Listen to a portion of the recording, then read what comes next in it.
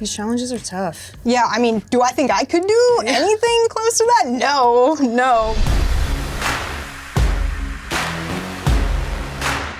What's up, everybody, and welcome back to No More Ink, the official after show for Ink Master Hometown Heroes that also gives fans of tattooing a bit more of what they crave. I'm your host, Ryan Ashley, and joining me today is a rugby Olympic champion, Sammy Sullivan. Hi. Hi. Welcome. Oh my gosh, thank you so much. We're so happy to have you. Man, this is like fangirl times 100 for me, so I'm so happy to be here. I remember watching you during your season, and yeah, when you became a judge, I was like, yes, Fiery Ryan is a judge. Like, it's gonna get interesting. Yeah. You're the first Olympian that we've had on the show, obviously. I mean, how many Olympians are there in the world? That's a pretty special title. Thank you so much. Yeah, I'm surprised because I actually I saw a lot of Olympians tatted up in the village in Paris last year, so you guys got to get more Olympians out here. We're tatted. Are tattoos big in the world of Olympic athletes? I would say yes and no. I mean, obviously the rings are a huge, like, symbolic tattoo that a lot of Olympians get. Whether you win or lose, like, you're an Olympian. Yeah. But I don't know, I would say professional athletes is one of those sports where you do get to express yourself a little bit more, maybe not necessarily through your uniform, but through your skin. So yeah, I see it as an outlet and an art form. It absolutely is. I mean, just like you said, how a lot of Olympians get the rings, it's such a beautiful way to commemorate something special, right? It's such a beautiful way to connect you with those moments that shaped you and, you know, remind you. Did you get an Olympic-inspired tattoo? I did. I got a stamp in Paris from an artist out there who's from North Carolina. And yeah, it's just a little stamp with the Eiffel Tower, bronze medal, and of course, like the classic Olympic wreath. I mean, it's definitely serendipitous you're here today for this episode, because this episode is microrealism postage stamps. I know, I was like, what? It's very, very cool. Well, now it's time to get into the ink. Here is your official spoiler alert. Joel announces that it's the final Flash challenge of the entire season, so it's gonna be a hard one. The contestants are being tested on precision, and they must use colorful packing tape to create a work of art over transparent glass. Working on a 4-foot by 8-foot sheet of clear plexiglass, you must precisely apply layer after layer of various colors of packing tape to bring your image to life. What can you make with packing tape? Matt and Luca take the win with their beautiful sunset landscape. So which one of these Flash challenges was your favorite? I gotta say, I feel like I agreed with the judges that snail was atrocious. Like, it was so bad. On a day where we're testing precision, the snail can S-carb go home, guys. Deal. And I was waiting how you wait for something to get good. You're like, oh, I just gotta trust the process. The process was not working out, but I saw the vision and it was cute. I agree that landscape was the most precise. And then I totally agreed with you about the lotus flower. It just seemed a little lopsided. That leaf on the bottom left is missing. It just looks a little lopsided, a little unbalanced. These challenges are tough. Tape is tough. Yeah, I mean, do I think I could do anything close to that? No, but someone's gotta win. I had to compete on season 8 with almost the same challenge. We didn't have multi-colors, we had one color, but it was layering packing tape. And so I was already familiar with a similar type of Flash challenge. And so I kind of came in guns blazing. You know what I mean? Because I'm like, I've done this shit. Back in my day, we didn't even have color. Yeah, back in my day. You guys got color and this looks like crap. Back in season 8. So, I mean, you literally helped put women's rugby on the map. How do you feel about that? Is it crazy? It is crazy. I mean, I like to compare it to kind of 1999 Women's Soccer World Cup moment, where I feel like that was a huge turning point for them. And this really felt like a huge turning point for women's rugby in America specifically, because America's so big, like, we should dominate in every sport, but rugby is one of those things a lot of us find later on in life. So to now see girls 5, 6, 7, 8 have a rugby ball come to our games is just, I think that's the real dream come true, is inspiring the next generation, and little girls looking up to me and wanting to be like me is like, what? It's such an honor to be able to use your voice to carry the torch for a bit, for something you love, for that next generation to love it just as much as you do. It's a heavy weight to bear and to know, but it's such an honor to be the one to carry it. And it has to be cool that like that feeling like that you have, so many women and girls have that about you, you know? Yeah, it's rad. crazy. It's Yeah. crazy. So I heard you've been watching Ink Master for quite some time. Yeah, I've been watching this show ever since I was little. It was kind of a bonding moment with me and my dad, and he's tatted up as well, and I always wanted to be like him, so I was like, yes, Ink Master, like, I'm getting tatted as soon as I turn 18, and the rest is history. I still love the show. Yeah. Do you think that sort of pushed you into the trajectory of getting tattooed yourself? Yeah, Sort of, 100%. Definitely not like the skins on the show. I didn't want to show up and be like, yeah, I want a full dolphin on my back for my first tattoo, hyper realistic, neo-traditional, like, you know. In 4 hours. It was good. I feel like Ink Master is a good what to do, what not to do. Yeah. I do look at the show and think, wow, I want to get tattooed by every single one of these people. Trust me, from behind the judging panel, I feel the same way all of the time. It's incredible to watch. You gotta keep it simple, clean, and make sure not to over detail. Just make sure these tattoos don't send you like the postmark home. This elimination tattoo is 2 micro-realistic postage stamps, and they have to be small, only 2 inches by 2 inches on the forearm. Let's take a closer look at this episode's skull pics. For my first tattoo, a jaguar. And for my second tattoo, a Scottish castle with a storm rolling in. Well, First of all, a jaguar in realism, think about all of the textures and the fur and the hair, trying to make it look realistic, right? Yeah, I mean, I feel like I've seen tattoos on the show before, big of a jaguar that's struggled with detail, so to shrink that down is crazy. Yeah, and then a castle, a whole castle, this big, teeny tiny little Barbie size. That's crazy, because to make sure you know it's a realistic castle, you have to make it look like it's made out of stone. This was definitely a tough one. And I can't believe Matt chose it for himself. I actually didn't clock that when we first watched. I was like, wait a minute, he was the one choosing, and Yeah. he gave himself such a hard one. But Super hard. Black and gray pyramids in a desert, and a cityscape with some mountains in the background. I would say this one's probably among the easier ones. You have a little leverage with black and gray, a little bit more wiggle room. And black and gray pyramids in the desert, it's like, oh dude, you can make silhouettes, you could make it look misty, you could make it look like there's a million ways you could trick the eye and have it hit that realism. that's so interesting, because from like, obviously amateur perspective, I would have thought black and gray is hard for readability, I guess, but that makes so much more sense. Mount Fuji covered in snow with a red torii gate and a pagoda, and Whistler Mountain during winter. It's a good one, yeah. It's just a lot. Yeah. The tricky thing is when these canvases ask for specific places, like he said he wanted Mount Fuji in the snow. When you're doing your tattoo, you have to make sure that you can instantly recognize that place for exactly what and where it is. Like it can't just be a mountain. You have to make sure the viewer knows instantly it's Mount Fuji. So how do you do that? Mount Fuji specifically is such an iconic place too. Like everyone, even just hearing it, I can picture that one, shot of the mountain with, the mist and the sun in the background. So that's tough. Yeah, it's like they say a picture speaks 1,000 words. So you have to get all of those 1,000 words into one, not just a picture, into a micro size 2 by 2 picture. Yeah, crazy. A Hawaiian beach sunset with sea turtles, palm trees, and hibiscus. And a European deli meat window display.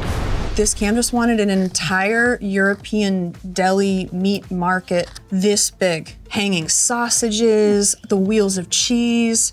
That's insane. Yeah, on top of a Hawaiian beachscape with turtles, hibiscus, palm trees. This was one that actually shocked me. I mean, I don't think I've ever, in my 13 years tattooing, heard of anyone wanting a meat market tattooed, especially in such a small scale. That's crazy. Yeah, a meat market plus Hawaiian scape together. Together as a combo. Easy. Black and gray London street scene with pops of red. And for my second, a colorful Rocky Mountain scene. Some pine trees in there, like a stream going down. That seems like a nightmare.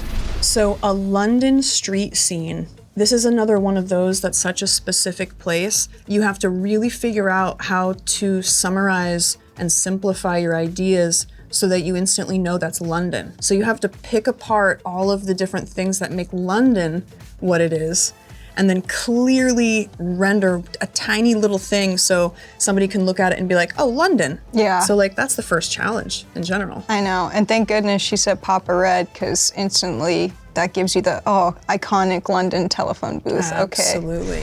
A color realistic Maui Beach sunset. Damn, that's cool. For my second one, a ornate Thai Buddhist temple.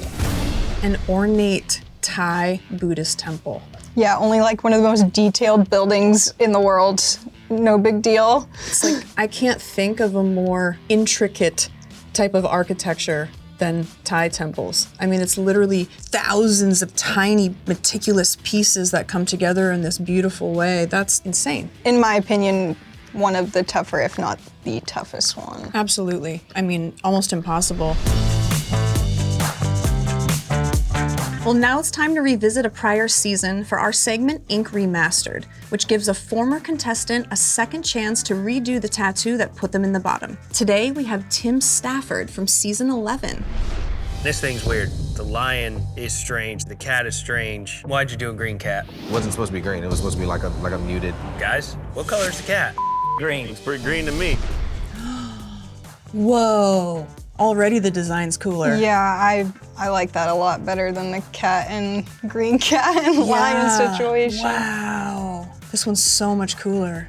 Is that like, what, like a siren type vibe? Yeah, with but he kept the different reflection in the bottom. Oh, look at already. Man, it just goes to show that this competition will kick your ass because you have to think so quickly on the spot, right? Creativity doesn't always happen that way. Yeah, I can imagine the pressure to not only like execute a precise, well thought out tattoo, but also bring in that creativity and mainly color for this tattoo. Oh, wow. So cool. Yeah, I love that. Oh my God. Oh my God. That is like 10 times better. Oh my gosh. So much cooler. It doesn't even look like the same tattooer. No, not at all. Like the color is so much more vibrant. Like it literally looks like there's a light on that super cool siren chick. Like it's awesome.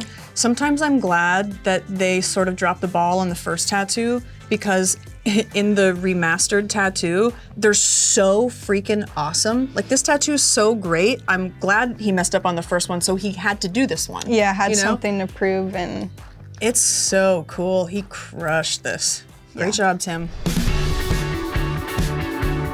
All right, and next up is tattoo review. How did all of these artists squeeze all of these crazy requests into these teeny tiny postage stamps? Let's take a look at this episode's art.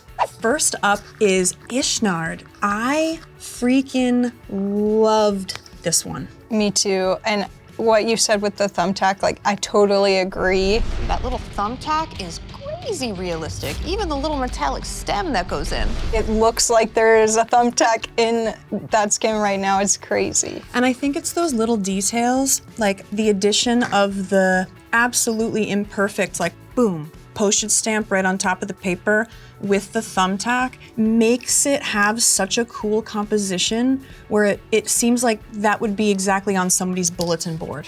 100%. You know? Yeah, even the folds, like, I just don't know how people achieve stuff like this. It's crazy. I mean, look at the telephone booth and see the telephone and all of those intricate little details. I mean, this one's just above and beyond, I think. I know. This one is Keahi's Maui Beach scene and the Thai temple. I really, really like the Thai temple. I will say the sunset for me is reading a little more Hawaiian souvenir than it is hyper realistic. Yeah, what he was able to achieve with that temple is just unmatched. My favorite part about this was that the little 3 cents that he put in the corner of that, did you see down below? It's in a different currency. Yes, oh my gosh. Isn't that cool? I didn't even clock that when we first watched it. It's crazy. Yeah, and it makes it so much more believable and creative when you think ahead like that. I think all this tattoo needs is white. Because the edges fall into the skin. It looks like it's disappearing. Pack that with white and I think it would be a totally different outcome. It's like a really good cake and somebody forgot to put the icing on it. Yeah, and I think that rip truly does look like a genuine rip in paper. Yeah. It's so cool. It's cool. These two belong to Matt, the Jaguar and the Scottish Castle. These were also really impressive. The closer you get to the castle, the more impressive it actually is. What you were saying with seeing those individual bricks, like how small of a needle do you have to A, make it that detailed? It's so precise too, it's just like crazy. I mean, talk about precision. You have actual little blocks indicated in there. These tattoos are awesome. You crushed. In person, this tattoo, and literally they're this big. Well, you know, you have one. But I'm almost positive he used a single needle and individually actually gridded out the blocks. Man, and to do that in the time frame they had is really impressive. Impressive, yeah.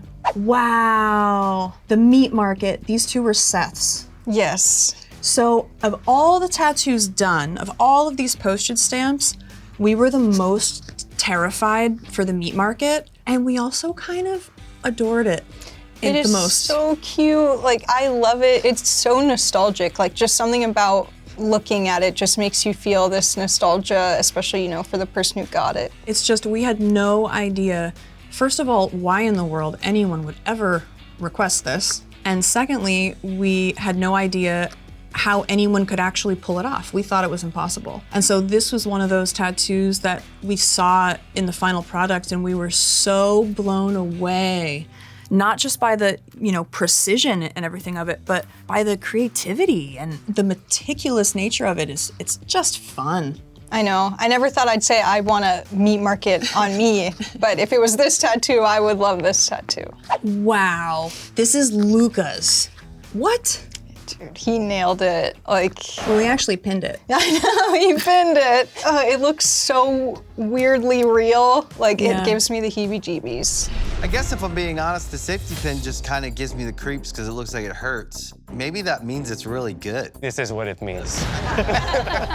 The thing I loved most about this is that, I mean, Luca's a color realism artist, and so he has a million tricks up his sleeve. But I loved how he used a similar color palette on the top and the bottom, but they were almost reversed, where it was a really cool, lovely mountain scene with the red pagoda, and then on the bottom, it's mostly a red sunset with the coolness as the shadow. So it's sort of like a reverse of one another with the color theory, but it still blends together. They balance each other so beautifully. And I'm also just noticing, you could see that at one point they were connected, and there's now like just connected by that one bit, hence the two rips like being in the exact same place. So good. Isn't it cool? Attention to detail is crazy. It's everything. So these two were Kyra's. These ultimately sent Kyra home, and they were the only two black and gray requests in the room. The choice to skew the top stamp was a little off when we're testing realism. Maybe I was just trying to be a little too creative, especially when I should have just stuck to what I knew as a realism artist. How did you feel about this one? Upon first looking at them, like same thing with the stamp, I think that makes it super fun, super realistic. But as soon as, you know, you pointed out the curve in that top stamp, I couldn't stop looking at that. And it does just take away, it reads more illustrative than it does hyper-realistic. You know, Keahi's had too light of an edge around it and it disappeared, whereas Kyra's, it's just outlined too intentionally. I mean, Kyra always does great tattoos. She's a great tattooer. I think this one, she just tried to lean more into the creativity and less into nailing what that challenge really was. So of all of these postage stamps, which one do you think was your favorite? I think I have to agree with the judges and go with Luca. Judges have decided the best tattoo of the day goes to Luca. You got one in the bag, buddy. He really paid attention to detail. He had all the folds, the rips, like everything, tricks, and like you're saying with the color theory, I wouldn't have even thought about that before, you know, just looking at it from an amateur perspective. So yeah, definitely Luca. I mean, so many were good. It's crazy when you get down to only so few artists and, you know, there's 6 of them in the room, so statistically half is going to the bottom, and none of the tattoos were bad. So it's like, all right, we're really splitting hairs here. Like, we're sending 3 tattoos to the bottom, and one person's gonna go home on a great piece of art. It's a weird feeling. The tattoo of the day goes to Luca. In the bottom 3 are Keahi, Kyra, and Seth. Ultimately, Kyra is scent packing. The judges have decided, Kyra, you do not have what it takes to be Ink Master. You're a beast. You did some of the most amazing tattoos in this competition, but it only takes one challenge to take some of the best out. I wish you all the luck in your career. Keep doing what you do. Thank you. Well, before we go, Sammy, I would love if you can weigh in on an important topic in our world and give your State of the Tattoo Union address on anesthesia. So we've heard some rumors that some athletes are actually using anesthesia to get really intricate back pieces, leg pieces, while they're actually out and under. So how do you feel about this? And do you feel like people should earn the tattoo and go through it as part of the process? Or do you think they should just get knocked out? First of all, I think it's hilarious, like these big, strong athletes playing contact sports have to go under to get a tattoo. It's just kind of funny to me. I'm definitely not on the side of anesthesia. I think you do have to earn your tattoos. And I think it's also kind of dangerous to get tattooed that way. You know, I think numbing cream is fine. I've never used it, but if someone wants to use numbing cream, but going under for a tattoo, I think is dangerous. And also, yeah, you didn't earn that tattoo whatsoever. Like, it looks cool, but yeah, you don't, there's no story behind it. I think people that go under as well, you miss out on the experience of getting the tattoo. Because obviously tattoos are transformative, but if you're only seeing it as a physical transformation, you're missing out on the experience of being in the shop and connecting with your tattooer and having those cool tattoo chair conversations and remembering the tattoo for the day that it was, right? Because I feel like if I were to go under and wake up with this tattoo, when I look back on that moment and that memory, it would feel more like a hospital procedure, right? And less like a soul connection to that sacred connection between, you know, artist and client. I totally agree. Like, it does take the artistry, the connection, like you're saying, out of it. And I don't think this should become a trend. I think also, too, it's just playing into the get everything easy, quick culture that we're going towards now. Like, everything has to be like, oh, 5 seconds, get rich, 5 seconds, do this. Like, no, tattoos should feel long. They should feel like a grind to get through at times. Not necessarily hurt like hell, but also not, you know, asleep for it, like you're saying, hospital procedure. Yeah, I think the reason a lot of public figures and athletes, I think the reason they choose this is because with a crazy lifestyle that you guys have, always training, you only have small windows, basically, right? And if somebody wants a back piece in overnight, they're not gonna do the normal process of coming back session after session after session. They just want that instant gratification of poof, here it is, right? Mm-hmm. And I think it cheapens the art that way too. Because as an artist, you do a lot better when you take the time and trust the process and do it the right way. And when you're not up against the clock of the anesthesia, you know, the anesthesiologist being like, all right, it's only safe for another 20 minutes, so you better, you know, I think that cheapens, all of it. It's like, not, life isn't Ink Master, you know? Like, you shouldn't put a time limit on a tattoo. Yeah. And it's dangerous. Super dangerous. I'm not going under anesthesia unless I absolutely have to. Like, that's crazy. I feel the same way. Sammy, you are so lovely, so gracious, so sweet, and I want to say thank you for being such a lovely, well-spoken, incredible role model for the next generations. Thank you for breaking a bunch of barriers. Thank you for inspiring so many people around the world. and congratulations. Thank you so much. And yeah, I'm following in the footsteps of barrier breakers like yourself, and you just gotta keep going and keep showing these young people in America like you can do anything you want to. Well, thank you so much. And why don't you tell the world where to find you and what you're doing next? You guys can find me on my Instagram at sam_Sull_ just SAMSULL underscores in the middle. Yeah, and please watch women's rugby. Please watch women's sports in general. It's really important. And your viewership, your dollar matters. So put it into a good place. Amazing. Well, that's it for No More Ink. Don't forget to watch this season of Ink Master, Hometown Heroes, on Paramount Plus, and don't forget to subscribe to the Ink Master YouTube channel for everything Ink Master. Yay!